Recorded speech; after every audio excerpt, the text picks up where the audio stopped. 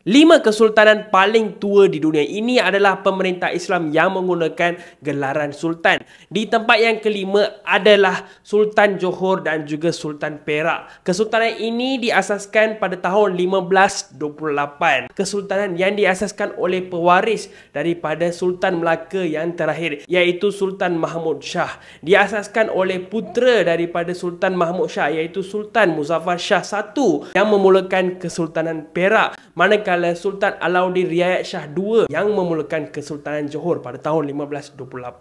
Di tempat yang keempat kesultanan paling tua di dunia adalah Kesultanan Pahang yang diasaskan pada tahun 1470. Ini adalah kesultanan yang diasaskan oleh Sultan Mahmud Shah. Kesultanan ini pernah bergabung dengan Kesultanan Johor yang diperintah oleh Kesultanan Johor, Riau dan Lingga dari tahun 1623 sehingga ke tahun 1699. Di tempat ketiga kesultanan yang paling tua di dunia adalah Kesultanan Brunei yang diasaskan pada tahun 1368. Kesultanan ini diasaskan oleh Raja Awang Alak Betatar yang memeluk Islam dan memulakan Kesultanan Brunei. Di tempat kedua kesultanan yang paling tua di dunia adalah Kesultanan Kelantan. Sultan Kelantan bermula daripada pemerintahan Raja Langkasuka. Kemudian Raja kedua Langkasuka memeluk Islam dan menggunakan gelaran sultan pada tahun 1339.